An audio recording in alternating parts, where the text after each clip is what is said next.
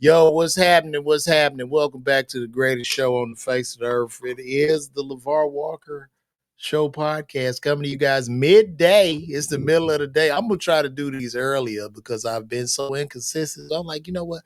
Maybe if I get up in the morning and do them like on the morning on Wednesday, then I can go back and edit and do what I need to do.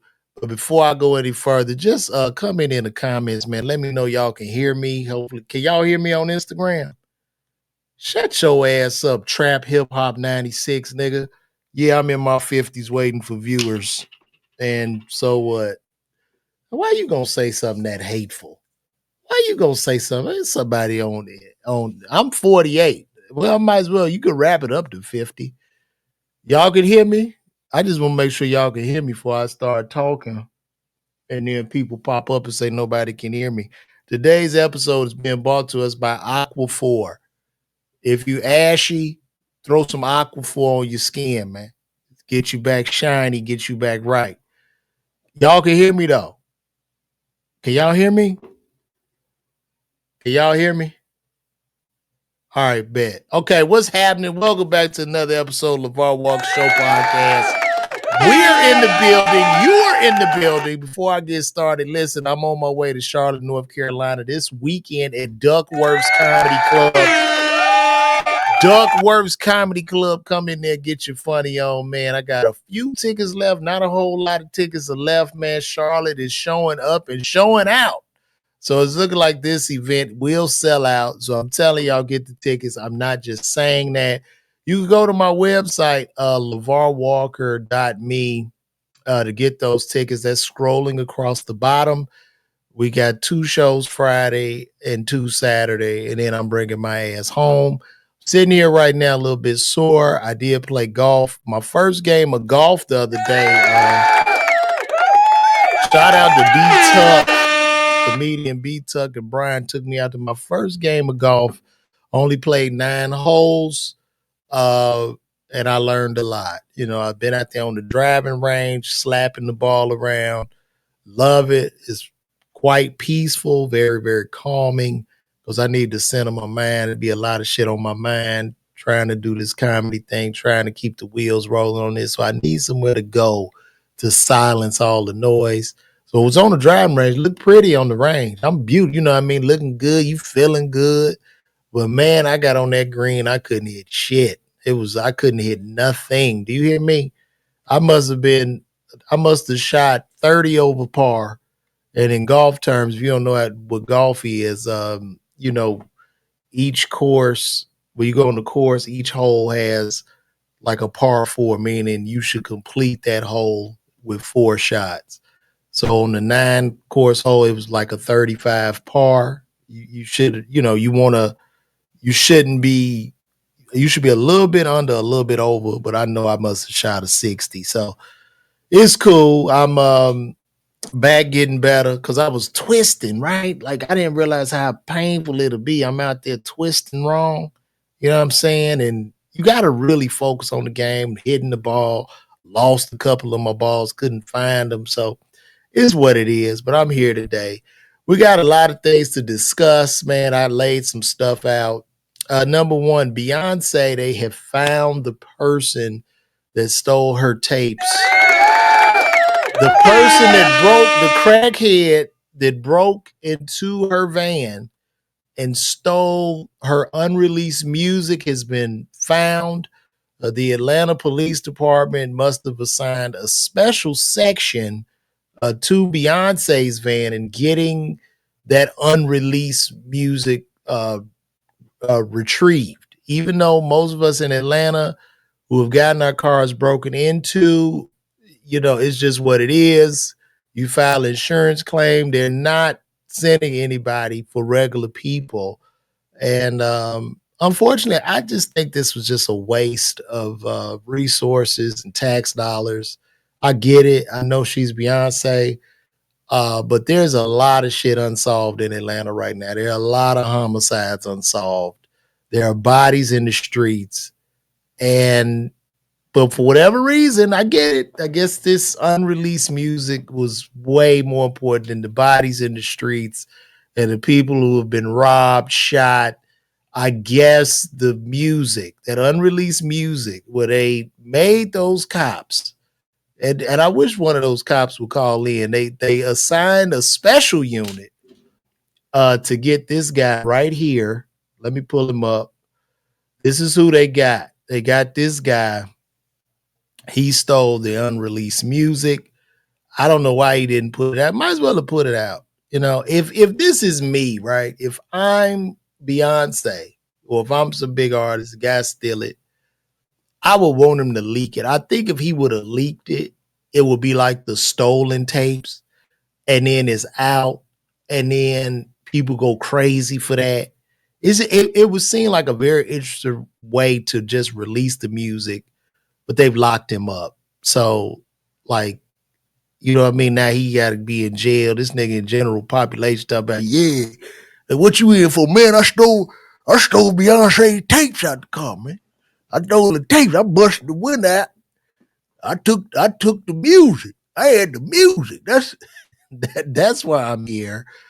I don't even know if this guy even knew how to work the computer. It's just really sad. I think it's a total waste. I'm sorry. I know some of y'all will be in y'all feelings about that debate. The beehive can come sting me all they want, but it's just what it is. We need these resources for other things in the community. And, you know, it's shit happening. No, Yellow Peas. I was not talking about Pimp C. I don't know anything about the tapes you're talking about. I'm talking about the tapes that the crackhead stole. That's your welcome to Atlanta, though. You come here, you supposed to get your car broken, and they breaking in your shit. They're going to retrieve some goods. Somebody broke in my car. I got I've been here a while. Somebody got me years ago. This was for the release of the movie about Nate Parker, about the slave revolt. So I went to see that at a black movie theater off Camp Creek, had on a dashiki. Okay. I watched the movie. It was a good movie, went midday, and came back out. Niggas and broke in my car, took all my shit out. And I'm going to the movie for my people. I'm like, yeah, right on. Black powers, suckers, jive turkey, all that shit. And I'm proud of the community, proud of my people, proud of my heritage. Them niggas took everything. And it was Christmas for them because I left an MCM bag in there. I had an iPad mini in there, a Louis Vuitton belt, so a brand new pair of Timberland boots because I was doing skits. Matter of fact, I did this skit about some Timberland boots way back in the day, but they got my ass. Do you think they sent any special investigation team to try to retrieve my shit? No. As a matter of fact, this might be the nigga that got me. Who knows? I mean, I highly doubt it, but it could possibly be this guy right here. But typically, they don't do that. You get your car broke into in Atlanta, they go give you a pat on the back. You call 911, they ain't coming. They ain't even coming for regular people. So we are getting to a point in the community, in our nation, where you're going to have to pay for your own protection, probably your own police force. That's where we're going. Because just being a regular person, they're not coming. All right? I'm gonna tell y'all the story. When my shit got broken in, I come out the theater, glasses on the floor. They took everything. They didn't retrieve my gun. Fortunately, my gun was still under the seat. They took everything. I said, another brother, they broke in his car. Okay, so of course, we trauma bonded out there. Talk for a good 40 minutes. I called the police. I called 911. This really happened. I called 911. The girl picked up the phone and said, 911, how may I help you? I was like, yeah, I'm out here at Camp Creek movie theater. Somebody broke my car. Okay, sir, that is East Point. This is Atlanta police. I said, ma'am, I was taught to call 911. I don't know the exact number to the exact precinct that I'm supposed to call. Okay, I've been robbed. The window's broken. They're gone. They took all my stuff. Well, hold on, because I'm going to have to transfer you to East Point. It said East Point. Elevator music is playing. I waited for 20 minutes. I'm talking to this guy, man, bro, they got me too. We talking, we doing our trauma bonding thing. Music play, play, play, play, play, play. Finally, somebody picked up. Each parent, I may help you. I said, wait a minute, did I just talk to you? Yes, you did, sir, but we gotta work. I said, my God. I said, please send somebody. Please, baby. Just send somebody out here. I don't want to go back and forth with you. This is a rough day. They done took all my shit. So we waited another 40, 50 minutes. The police finally came. So in Atlanta, if you get shot or robbed, this is who you need to call. Call Jimmy John's, because Jimmy John's will show up way quicker than the police. Just call Jimmy John's and get you a fucking sandwich, okay? Because they'll show up with it, because 911 is not coming. Shout out to everybody on Instagram too, once again. And shut up, trap hip hop, talking about I'm in my 50s talking like a YN. Speaking of YNs, you know, I speak a lot about YNs, and YNs do scare me, but these young white boys are starting to scare me even more. Okay, these young white boys ain't playing out here. They are out here really, they are really taking people out, if you know what I mean. This is about the third one we've had since this whole Charlie Kirk incident. You know, you had the Luigi Mangione, Charlie Kirk. We even had the guy to take out Trump. Now the YNs are scary, but I need to let y'all know, if you are outside at any rally, yeah, the YCs, the young crackers, if you are outside at any rally and you see a young white boy walking with what appears to be a golf bag or some type of gym equipment or any big object, okay? And he asks you, hey, if he comes up to you and goes, hey, excuse me, do you know where roof access is? Listen, you need to tackle him or something, all right? You need to tackle him, because this is about the third time the young white boy is walking around with all this equipment and they just able to access the roof. Meanwhile, my black ass show up, it's a million questions. Excuse me, sir, do you have access? Who are you? What is this? And while they're harassing me or apprehending me, he's getting the roof access, okay? And, you know, it can be bad. That's all I'm saying. The man didn't deserve to go out, but I'm just saying, let's peel our eyes back. Let's just start questioning all the youth, okay? Because there is something nasty going on. I think this internet now is starting to radicalize these kids. Get your babies iPads, okay? Get those iPads, get those laptops. Go look and see what they're looking at. Is very important, because I don't know, but it could be some shit out there brainwashing our children. And even though most of our kids typically don't go outside, because kids don't really go outside no more, they get in there on the laptop, on the computer, they're really outside, right? Even though they're in the house, their digital bodies are in the world, in the wind. And they can talk to anybody. People get your baby's minds, it's a wrap. Like, I know my son, he's often on the chat, and he talks to his friends on his chat, on his iPad. They play the game. They talk like on the iPad, but then they also talk through the games, through the PlayStation. I can't even keep up with all this shit. I heard him talking to somebody. I heard a voice, and he go, "What you say?" And I run upstairs, say, "Who the hell you talking to?" And fortunately, it was my dad. Boy, who you the hell you thought I was? I said, man, it is crazy out here, you know, because I had to tell my son, I said, you have to be careful who you talk to on here, because these people will trick you. You know, your kids in the room one minute, you see a white van pull up, they done jumped in the van, now your baby gone, because they done manipulated the child to do some shit. It's wild. So check your children's computers, because this young man, whatever he went through, you know, who knows? He seemed to be a nice young man. But I'm going to say this about this shooter. Look, I don't like to be a conspiracy theorist, but this seems to be way bigger.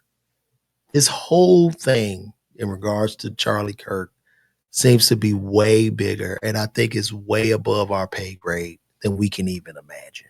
As a matter of fact, I have the, let me pull this up. On Discord from Charlie Kirk's suspected assassin hours before, after the murder, but hours before his father turned him in to authorities in Utah. This is Washington Post reporting on this at this point. Justice correspondent David Spunt joining me now live from Washington. Hi, David. What can you tell us? Hi, Martha. About 2 hours before he was turned into authorities, this according to the Washington Post. We are working to independently confirm this as well. But the Washington Post says that Tyler Robinson, the 22-year-old suspect charged in Charlie Kirk's murder, confessed. And I want to read this according to the Washington Post, writing on Discord, that social media chat group that the FBI says he used, quote, "Hey guys, I have bad news for you all. It was me at UVU yesterday. I'm sorry for all of this." This coming from the Washington Post. Now, this comes as DOJ officials began late last week and over the weekend looking at the potential for at least one federal charge. No guarantee they'll get there. A department spokesperson declined comment, but a source familiar said investigators are not ruling anything out at this time, especially his online gaming presence, his chats, as we just mentioned. Who was he talking to? What did he say? FBI Director Kash Patel said this earlier this morning. Watch. He had a text message exchange, he, the suspect, with another individual, in which he claimed. Is it just me? Why does Kirk Patel look like he just woke up every time? He looked confused. Look at him. He looked like, what's going on? He just looks tired. It looked like he just got off at 7-Eleven and he's exhausted. This whole time, this man is going through it. That he had an opportunity to take out Charlie Kirk and he was going to do it because of his hatred for what Charlie stood for. This investigation is just begun. This isn't even the beginning of the beginning. You know, yes, we have a subject in custody. You know, everybody's innocent until proven guilty in our constitutional republic. However, this is not done by any stretch. Patel also batting down criticism from some even on the right about his handling of the probe. He put out a social media post hours after Kirk died saying that there was a subject in custody only to be released, and he addressed that, saying that he could have worded it a little bit better. Today at the FBI, history was made when former Missouri Attorney General Andrew Bailey became the co-deputy director along with Dan Bongino. When we asked what this means, all parties involved on the record say this is a positive move for the Bureau, Martha. I missed something. What did he say? He messed up on right about his handling of the probe. Just begun. This isn't even the beginning of the beginning. You know, yes, we have a subject in custody. You know, everybody's innocent until proven guilty in our constitutional republic. However, this is not done by any stretch. Patel also batting down criticism from some even on the right about his handling of the probe. He put out a social media post hours after Kirk died saying that there was a subject in custody only to be released, and he addressed that, saying that he could have worded it a little bit better. Today at the FBI, history was made when former Missouri Attorney General Andrew Bailey became the co-deputy director along with Dan Bongino. When we asked what this means, all parties involved on the record say this is a positive move for the Bureau, Martha.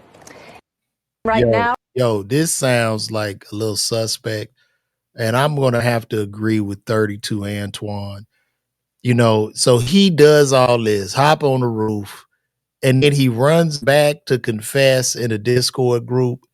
There's something really, really fishy about this, and I don't know. It's very, very weird. It is very, very weird. So I don't know, man. The people, you know, blessings up to that man and his family. I don't believe he should have lost his life. But it's something weird. There's something behind the scenes. This guy could have possibly been the president, they were saying. He pissed some certain group off. They're trying to speculate, and this could be the result of it, unfortunately. But then that was the old man they called who was trying to divert attention to let the shooter get that's wild. Then the old man was there. Then it looked like they had somebody signaling. This has all been a very, very creepy and weird thing. So I don't know. It's way above my pay grade. I don't want no trouble. So who knows? Who knows? And I want to pull up the alleged messages that they had shout out to everybody over there on Instagram watching. I want to pull up the alleged messages. Let me see. I think I could pull them up on here. Tyler Robinson. I hope y'all having a good day out there. Please, once again, don't forget, I'll be there soon. I'm gonna be there in Charlotte, North Carolina. I'm gonna show y'all something I just pulled up on Twitter. Let me share the screen.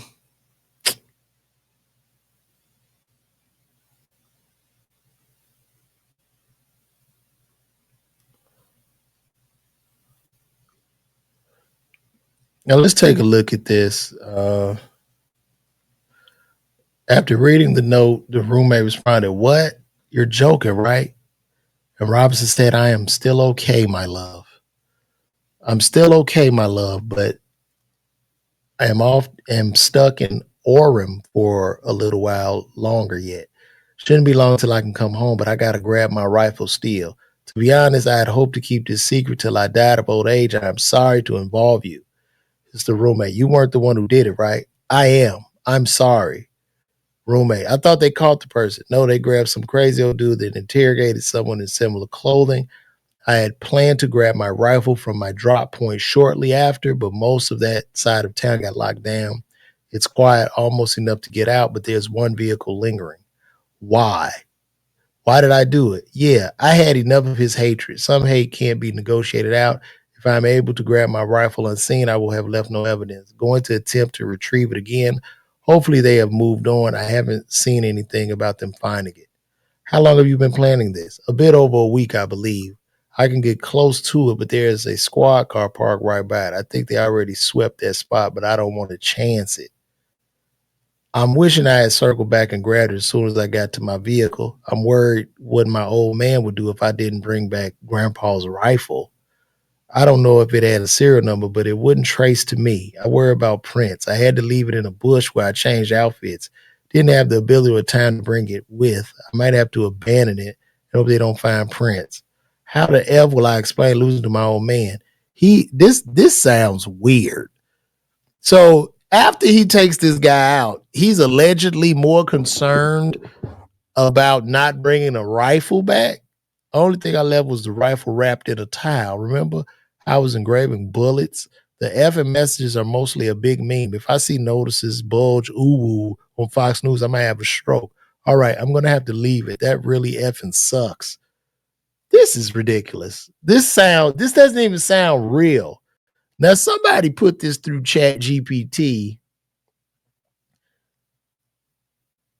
Wait a minute. Judging from today, I say Grandpa's gun does fine. I don't know. I think that was a $2,000 scope. Delete this exchange. What? So he's sitting here like worried about the rifle? Delete this exchange. My dad. Oh, let me use my whiteboard. Delete this exchange. My dad wants photos of the rifle. He says Grandpa wants to know who has what. The feds released a photo of the rifle, and it's very unique. He's calling me right now, not answering. Since Trump got into office, my dad has been pretty diehard MAGA. I'm going to turn myself in willingly. One of my neighbors here is a deputy for the sheriff. You are all I worry about, love. I'm much more worried about you. Don't talk to the media, please. Don't take any interviews or make any comments. If any police ask you questions, ask for a lawyer and stay silent. Because the most important thing was me recovering my grandpa's rifle after a 200-yard shot. Now, somebody asked ChatGPT, could it be real? Could this be a real thing? So the verdict, could it be real? Possible. This is ChatGPT's, but very unlikely because of how detailed, staged, and incriminating it is. More likely, and this is ChatGPT, the AI responded, it's fabricated either by a human writing a mock transcript for dramatic effect or by AI prompted to generate a fake chat log about a violent event. The stylistic mix, slang plus expedition narrative flow lean toward AI assisted creation. So this is blowing up. This is blowing up. Okay. And listen, these types of cover-ups are very, very difficult to do in the times we're living in with artificial intelligence. We all got AI. We all, technology is kind of leveling the playing field, is leveling, but even though a lot of tech gods are getting more money, just unseen amounts of money, but this sounds totally fabricated.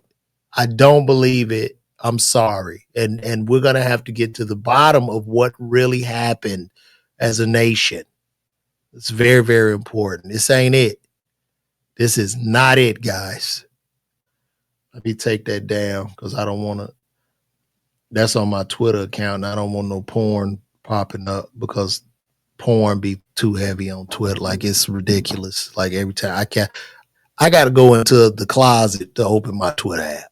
And if I open on here, my whole account is shut down. They'd take everything from me. So, it's rather unfortunate, guys. This is rather unfortunate. We need to get to the bottom of this. Could it be that this man, and I just want to play, I want to really play like conspiracy theories, but could it be that Charlie Kirk could have been the next president of the United States? Because that's looking like what it was leaning toward. And it was just that the system said, nah, he is not a part of like some elitist organization. He's getting too big. We need to take him out. Could that be a possibility? I'm wondering. I think we at the point now where I think AI should run the country. I believe it is running the country because if y'all don't think that these people are not asking Gemini and ChatGPT the same questions we are, because at the end of the day, this technology is really just making us all just super, like we humans, like we just all real humans trying to figure stuff out because we have created and invented something 1,000 times smarter than we are. Something is trending going by the topic of King Trump. Oh, okay. The hell?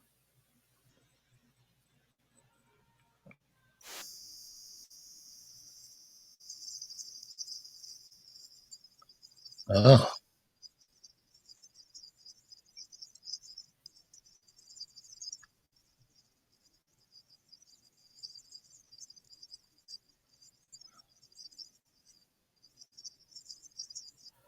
Could y'all hear that? Could y'all hear that when I played that video? Y'all let me know if y'all could hear that when I played that video just now. I need y'all, chat. Chat, let me know if you heard that. You couldn't hear it? Okay. Let me see if I can do something real quick. All right. Y'all can still hear me though, I guess. But let me do something. All right. Tell me.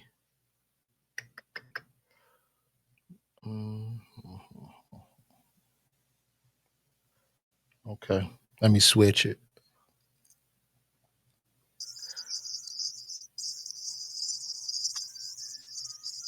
Did y'all hear that? Can y'all hear that now?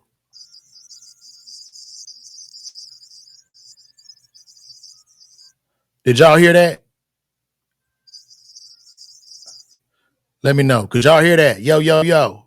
Chat. Help me out, chat. Damn, you still didn't hear that? That's wild. You heard it very faintly. I don't know what I need to do to damn. Some sound but no real audio.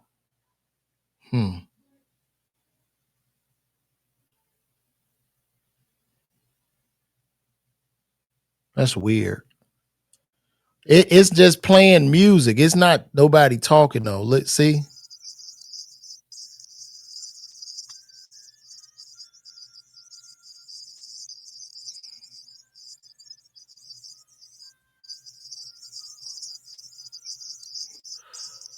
All right. They saying Trump showed up to England like a king. I want to ride in horse and carriage. I want to ride in horse and carriage. That's Trump just riding through England. Yeah, let me remove this again. I'm just going to sit here and cover some news topics too. It's pretty cool. Y'all liking the show so far? Let me know if you're liking the show, chat. Let me know. Let me know if you're liking what I got going on here. Let me know if you're liking the show, y'all. Show your love, y'all. Hey. All right, cool. Okay. Let me go back to home.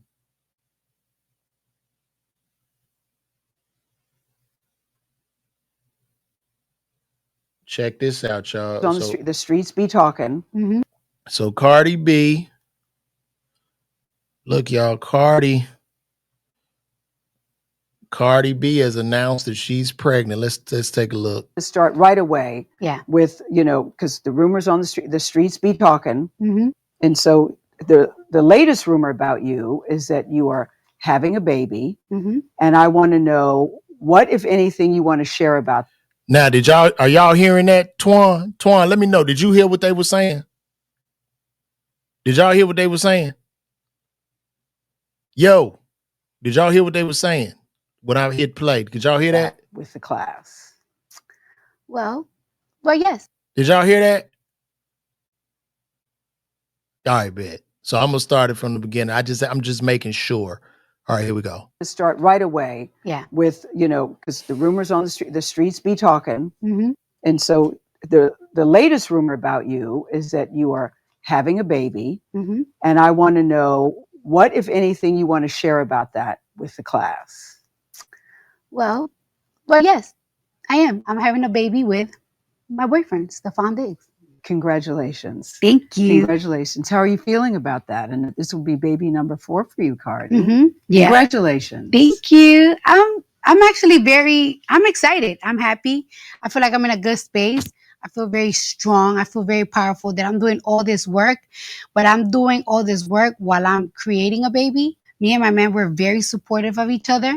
We're like in the same space in our careers, but like in different, By that, what do you mean by that same space? That you're both doing well? What do you mean? You know what it is? That I feel like we're really great and one of the best at what we do. And me and him think the same way. Like, it's like, yeah, we're one of the greatest, but what's next? What we doing again? We do it again. We have to do it again all the time. It's not like we're never like comfortable. We just want to keep doing it. Wait, what are they doing? What are they doing? What are they doing again? Are they having sex all day? Is this what you're talking about? They keep getting it in. And that's just how we both are. You have a song on your new album. I can't wait for people to hear the new music, but there's a song called Safe. Yeah. Is he somebody that makes you feel safe? Very safe. It both. Oh, wow. This is very interesting. So Drea ahead, you say she has 4 baby daddies. Is that correct? Is it 4 baby daddies? Yo, shout out to Cardi. Shout out Cardi B. What a great example to the youth, to our children, to our daughters. 4 baby daddies. She's rapping, doing her thing. What a great example. Okay, give her a round of applause again. I mean, we talking about the pride of the community. 4 baby daddies, and I believe is Cardi B still married? Is she still married to what's his name? Oh, she got 4 kids and 2 baby daddies. 4 kids and 2 baby daddies. But let's go back to that point, because I'm trying to see what she said they were doing. Because they obviously getting it in. Let me see. very supportive of each other. We're like in the same space in our careers, but like in different, By that, what do you mean by that same space? That you're both doing well? What do you mean? You know what it is? That I feel like we're really great and one of the best at what we do. And me and him think the same way. Like, it's like, yeah, we're one of the greatest, but what's next? What we doing again? We do it again. We have to do it again all the time. That get it in, baby. Woo! They making that good love over there. They making that good love. You know, that man be working out all day, running up and down that field. He dropping that cement pole off in Cardi. That's right. He laying it down. And shout out to all the rap ladies. They getting with athletes now, man. They tired. They tired of niggas on drugs, half hard.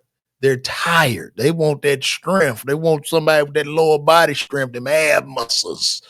The check. See, he don't stop. You know, he be playing ball all day, got all that conditioning. He running up and down in football field, got to be fast. He is tearing that up. He knocking that coin out of there. He knocking the Sonic the Hedgehog coins out of Cardi. So shout out to all the lot of rapper. Cash Dog got her a damn NFL baller. They not playing. They want somebody in shape, and I don't blame them because rap is dying. Rap is dying. Even Meg Thee Stallion got a good NBA player. I'm not mad at him because rap is done. It's cooked. Rap is cooked. Everybody's telling. Nobody listens to it. The songs now incoherent. They just blah, blah, blah, blah. They're not saying anything. So these women are gone now. So the rappers, you're losing. You're losing to the streamers. You're losing to NFL players. You're losing to some comics. Not me, but some, especially the influencers. Shout out to Drewski. They're losing to Drewski and Desi. They're losing. I never would have thought I would saw this in my 48 years of life. But yeah, shout out to Cardi. But I'm going to ask y'all this, chat. Is she still married to, what's his name? I'm sorry. Is she still married to Offset? Is she still married to Offset? That's what I would want to know. Can somebody answer that for me? Is she still married? Let me ask Google. Is Cardi B still married to Offset? Okay.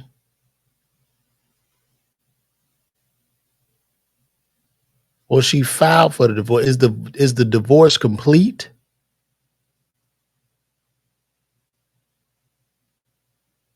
So she filed. So the divorce is not complete. Okay. So I'm gonna show y'all something. And fellas, take notes. I want y'all to take notes on this. Okay. In the state of Georgia, I believe that that would be, since she's married to Offset, I believe that would be considered Offset's child legally, right? If my wife gets pregnant by another man in the state of, now, you know what? Let me ask ChatGPT. I'm tripping. Let me ask ChatGPT. Let's try that. Can it hear me? Can you hear me? Okay, great. Listen, if my wife gets pregnant in the state of Georgia by another man while I'm married to her, is the child legally mine? Am I responsible for that child?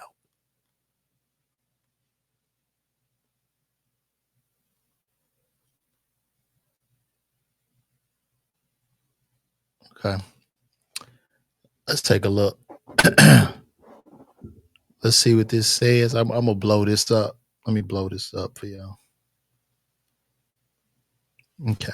So in Georgia, there's a legal doctrine called presumption of legitimacy. If your wife is married to you and gives birth, the law presumes that you are the legal father of the child, regardless of biological paternity.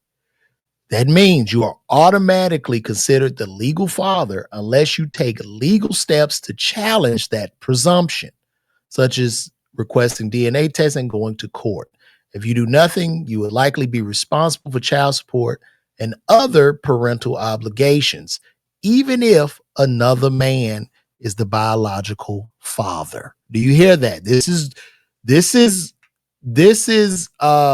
law. This is Georgia law.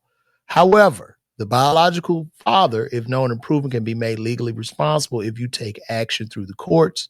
Georgia courts may require genetic testing if paternity is disputed. Timing matters. If you don't contest paternity early, it can be very hard to undo later. Bottom line, in Georgia, if your wife gives birth while married to you, the child is legally presumed yours and you will be responsible unless you legally challenge paternity in court. When I tell you, women, y'all got it all, okay? Yeah. Do y'all hear that in the state? I live in Georgia. Do you hear this? If my wife got knocked up by some other guy, I'm that baby's daddy. And I'm legally and financially responsible for that child. Let me tell y'all something. Only in America. Do you hear me? Now you heartbroken and you still got to pay child support. Y'all are winning. Y'all are winning in here. It is rough on the man. You see how it is? Yes, it's very rough on the man, LaTanya. Very rough. Because she could do him dirty. Nah, it's your baby. I don't give a fuck. Pay me my child support. Not to say she would do that, but she could do that. She could do that. Meanwhile, if the man, but what about, okay, let's ask ChatGPT, does it go the same way if the man goes out to get another woman pregnant? So let's ask Chat that. Let me see. Okay. So in the state of Georgia, if I'm a married man and I get another woman pregnant while I am married to my wife, is that child my wife's child? Would my wife be legally responsible for that child that I had with somebody else out of wedlock? Let's see. Okay. If you father a child outside of your marriage, that child, look at this. If I father a child outside of my marriage, that child is not presumed to be your wife's child. How about that? That's fucked up. The legal presumption of legitimacy only works one way. When a child is born to a married woman, the law presumes her husband is the father. Do y'all hear this? This is law. But if a married man fathers a child with another woman, his wife has no legal relationship or responsibility to that child. She is not considered the child's parent under Georgia law, and she would not owe child support or have custody visitation rights. The people legally tied to that child would be the biological mother, the woman you had the child with, the biological father. You once established or acknowledged legally. So women are protected by laws from accountability. Do y'all see this, man? Do y'all see this shit? Y'all think, look, I know people want to transition. People that are transitioning to a man, y'all need to go over this. Y'all need ladies that are transitioning. It's very hard being a man, baby. You might want to rethink that. And that's why we got a lot of people retransitioning, because they go to the other side as a man and see how unfair it is. And they go back. And hell, I don't blame them. Look at Linda. You ain't right, Linda, talking about it makes sense to you. Y'all know that shit ain't fair. I'm working my ass off, take care of my wife. Now she done got pregnant and I'm the damn baby daddy. She done got pregnant by somebody, another seed, and I got to take care of that, man. Come on, man. We discovered a lot today. We discovered a lot. Yeah, I know, man. Shout out to all the stud homies. Just stay a stud. Don't go all the way because the laws are not set up for you to win. Society doesn't care about you when you're a man. So anybody that's transitioned, hey, welcome to hell. Okay? Because nobody cares. I'm going to keep moving along. A question was asked, and this is in regards to stand-up comedy. As you guys know, I am a stand-up comedian. I've been doing comedy 20 years. I'm a comedian. I know people will see me pop up. I'm talking crazy online. We have to do that in order to get the engagement so you at least know my face because nobody is watching television or film anymore. Nobody gives a fuck. You know, at the end of the day, if you are doing television movies, kudos to you. Take your money and save it and invest that money and put it into yourself and get into your audience because 9 times out of 10, these people are just not watching these shows. Television and film is a racket at this point. People would rather watch this, right? Like what I'm doing. But anyway, been a comic 20 years. A question was asked, are the comedians touring and doing the big theaters about how much do they make, right? So like if you do a 10,000 seater at just $1 a ticket, you would feel like that comic will make $10,000, but that's not the case. The comic is probably getting maybe 50% of that. You know what I mean? Because they tax on expenses. They put a lot of shit in there. And if you have a Live Nation deal, you're really in trouble. So here's a guy talking about his Live Nation deal. And we see these artists touring. You think they're just printing money, but they starting to put artists in 360 deals or these fucked up deals just for live performances. So I put this up. So check this out. In my career, Lord, hold on. Let me switch my sound thing again. Let me switch it. Okay. Let me put this up.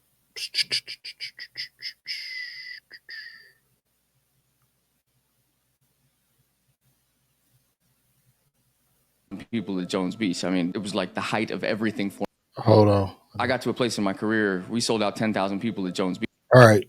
I started over. So this guy's talking about Joe Bellion. He's a touring act for Live Nation. And now y'all get to see how these breakdowns work. So even though, like, you know what I mean? I get it. Beyonce touring, but they get him an upfront deal and they got to recoup all that shit. Like, listen to this. Just listen to this.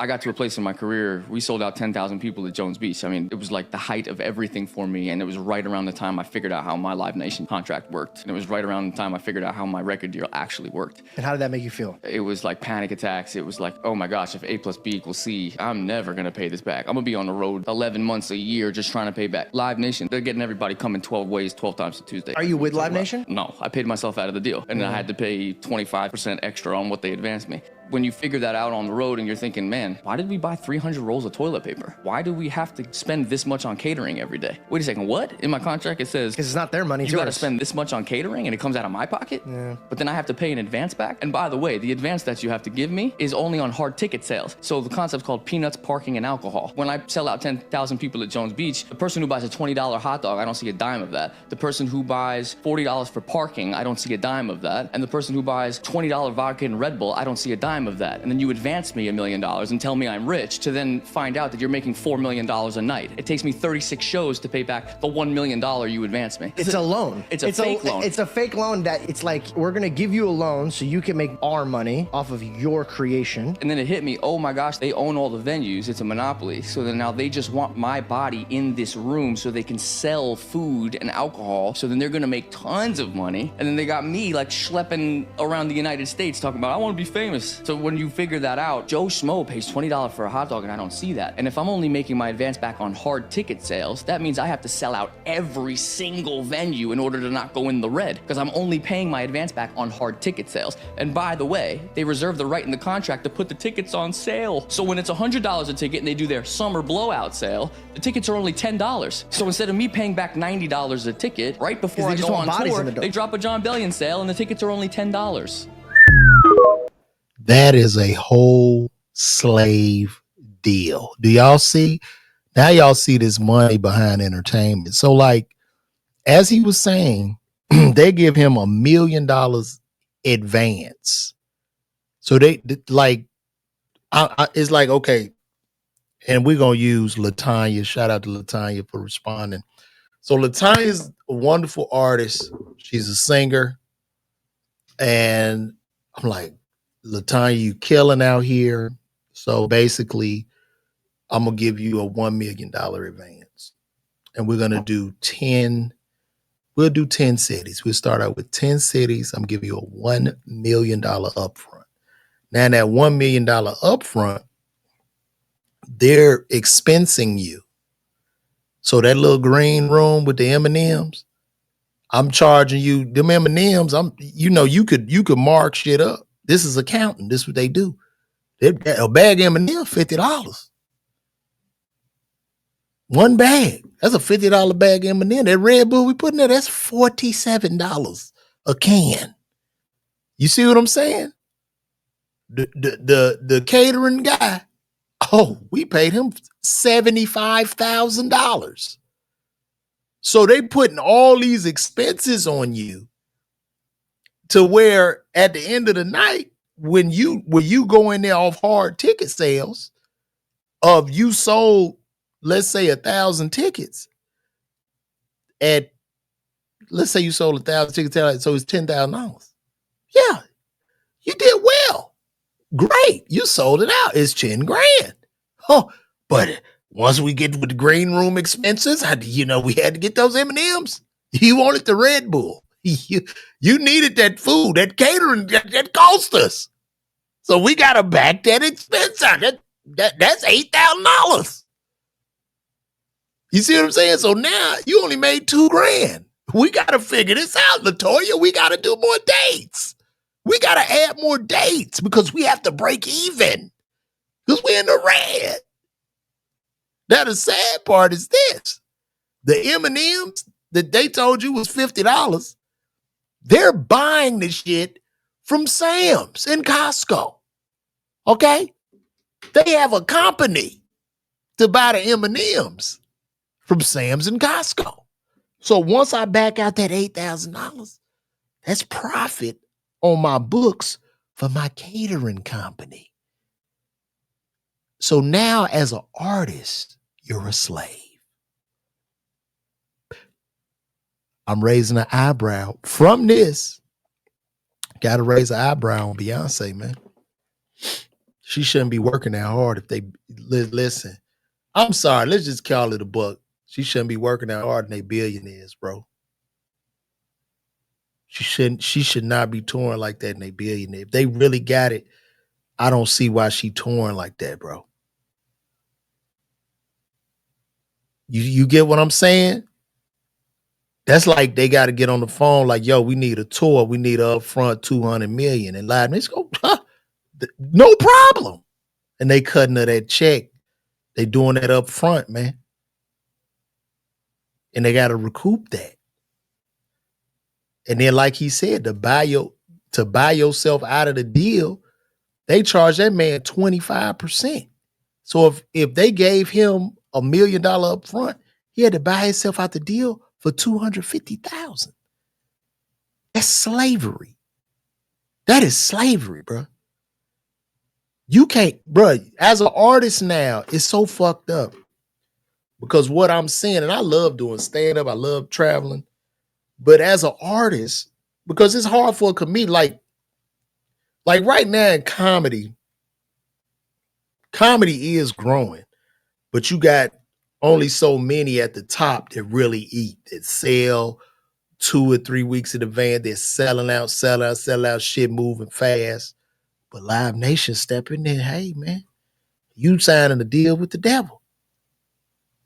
So now, and like they said, Live Nation owns all the venues, they own all that shit. So now, as an artist, not only you got to be a content creator, you got to be your own manager, your own agent, your own merch person. Now you're going to have to own your own venue. Shit, matter of fact, if I'm Beyonce, I'm like, you know what? I think a big artist like that should just buy, like Beyonce from Houston, buy a field, buy like a 10-acre plot of land. Just a plot of land. And then do a bubble. So you only have your concert in Houston. And it's a festival once a year. You own the land, you own the bubble, you own all the food, you own all the fucking parking, and you call it a day. But I think once they get them so deep on the treadmill, it's impossible to get off, man.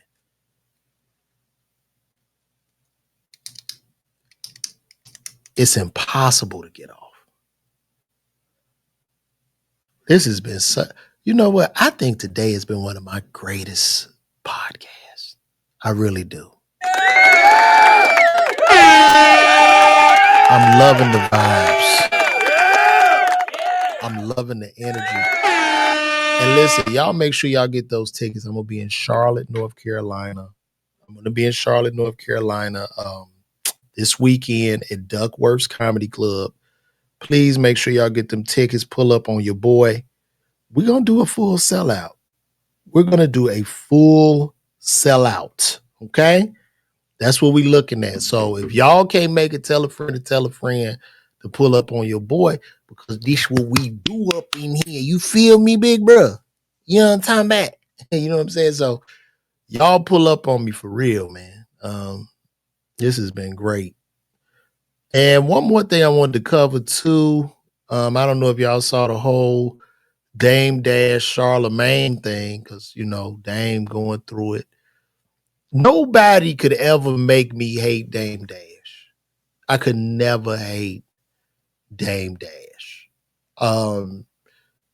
Even though I know, you know, you look at the antics or you look at him going in on people or whatever he does. But I think it's the sense of, for him to build Rockefeller, and, you know, for him to build Rockefeller, we got us a Jay-Z, which got us a Kanye, which, you know, the Memphis Bleaks and all these people, the Rihanna, all the children of Dame Dash. I think you need that type of personality, and you have to be in a state of delusion to even build something like that. Right? So like, I think on the artist's journey, the biggest artists are delusional. You have to have like an unwavering self-belief. Like you have to be kind of crazy. Right? And I believe if you believe that hard in yourself, you will make shit happen. So yeah, even though he having financial difficulties or whatever, I can't never hate the guy. You know what I mean? Because he is a guy that put his money up, sacrificed everything. You see Jay-Z, who couldn't get a deal. This is homie, couldn't get a deal. They formed their own company during the time where Bad Boy was ruling, where there wasn't no internet and all this shit, where they just went straight grassroots, built their own company, spread that out to vodka, to, you know, like vodka, to shoes and clothing, and everything. They're signing other artists. And then even when you look at it, I don't even think Dame took their publishing, which is another thing. Like, so I could never hate this guy. I have like a very high level of respect for him, no matter how he do, because the history that he's made. Because if you remove Dame from the history of hip hop, it's gonna be a big chunk of shit missing, right? So if we take Dame out, right, we never get a Jay-Z more than likely, right? Which never gives us a Kanye, which never gives us a Rihanna. And then when you go even deeper into that, if we have no Kanye, you have, let me get deep with y'all. You have no fear of God. There's no Jerry Lorenzo. Okay. You have no Virgil Abloh. That's no Off-White. That's not there. That doesn't exist. You see what I'm saying? So, and then that trickles all the way down. So like pulling him out, it's a big gaping hole of literally what we're missing. Them boys were superstars. And I hope that, Dame can rebound or recoup or something, like, you know what I mean? Because it's just wow. And it seems like they could work together, because it seems like I said, with that deal, with what Live Nation does, when you think about it, that's ridiculous. So we thinking like, yeah, these people are winning and shit, but they're not. They out there working like you work a job. You know what I mean? Like, it looks like the ideal dream job to be out there touring and shit, but man, that's a lot of pressure. Cause like right now, I'm caught, comedy clubs send me my numbers. I'm looking at my number because it's just me. I ain't made no whole lot of noise. But it's just like, damn, the tickets ain't moving. They're not selling. So when these artists are looking at their books and the shit ain't selling, they gonna have to do another date to make up for every time that show does not sell out. Which is insane, bro. This shit is cold, bro. Like, it's really cold. Did I pull up Twitter? Okay, let me go back to Twitter. Look up Dame Dash. We can look that up. Mm-hmm.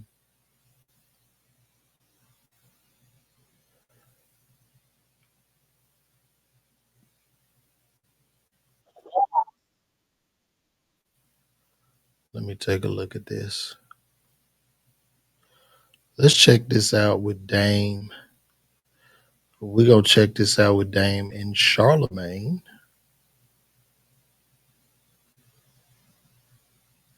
All right. We got it on main stereo.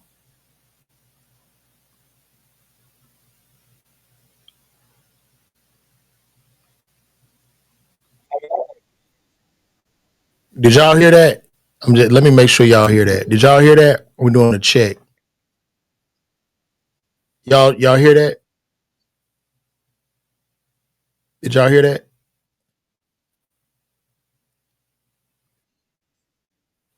Y'all hear that? You saying no? It's yeah. Y'all can't hear it. Hold on. All right.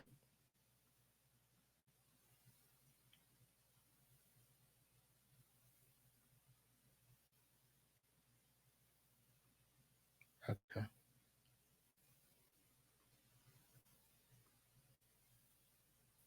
No, you're not like. Yeah, like Charlamagne gonna get you. Charlamagne diabolical with it. When I think of Dame, I just see a man, an eccentric man, a man, you know what I mean? He spent his money, he was popping his shit. But I think more so than anything, he hurt. Right. And I think it's just a clash with Jay-Z and Dame, just maybe a clash of egos and shit, and just pride and all that. Right. But I know it's hurt, like, because that was his man's, right? That was his best friend. and they was up and down. You know, Dame was probably up with the money, talking this shit or whatever, and they, you know, they fell out. They went their separate ways. But it's just sad. But I do understand, you know, like he's turning up probably strategically because he want to get that algorithm talking about him. So he is hurt, but he, you know, he turning up. He want to get that algorithm talking about him. Maybe he'll put out a product or some shit like that. I really don't know, but I do wish him the best because we need to understand that the entertainment business is a nasty. This shit is nasty. I'm gonna keep it a buck with y'all. It's nasty. Like I got into stand-up comedy because it was just something I love to do, and it's a gift from God. Like I feel really blessed to go and talk to people. It'd be healing and, you know, just making people laugh. It's dope. But behind the scenes, man, just the whole entertainment thing, it has all of the 7 sins from lust to envy to glutton. It just has everything, right? And that just comes with the package. And even in being an artist and being on the journey, you have to learn how to kind of remove emotion from a lot of shit, right? You have to remove emotion. You just have to, or you're going to get hurt. You know, you can never go against the person. And we try, you want to look at this rather even. And I know Dame down. Okay, cool. He went through bankruptcy, lawsuit, but you can't take away the impact he's had on the business, right?